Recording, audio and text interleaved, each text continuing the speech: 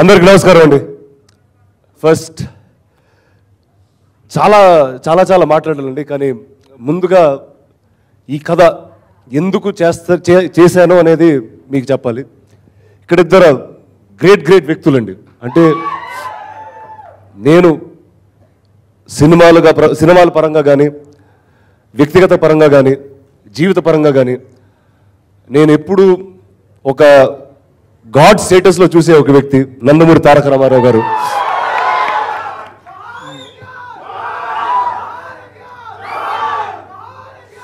అలాగే ఎన్టీఆర్ గారు కూడా ఆయన ఇన్స్పిరేషన్ అంటూ ఉండేవారు. అండ్ తేజ గారు ఆయన ఫ్యాన్ అన్నో, ఆయన admirer. And the great MG Ramachandran garu, వాళ్ళ ఫిలాసఫీస్ ఈ సినిమాలో ఉంటాయండి. జోగేంద్ర అనే క్యారెక్టర్లు ఉంటాయండి. So that's the first reason why ఈ సినిమా చేయడం.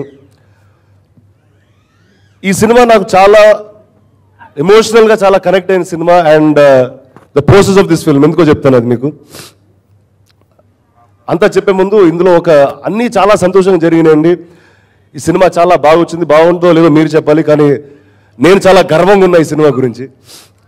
అండ్ ఒకే ఒక లోటు అండి, ఈ సినిమా మా తాత చూడలేకపోతారు, చూడలేదని. అండ్ అంటే ఈరోజు ఇక్కడ నుంచున్నారంటే ఆయన వల్లే. ఈరోజు సినిమా అనేది మాకు అర్థమవుతుందంటే ఆయన వల్లే. అండ్ ఆయన ఉన్నంత కాలం ఆయనతో ఎప్పుడు సినిమా చేయలేదనే ఒక బాధ ఉండేది.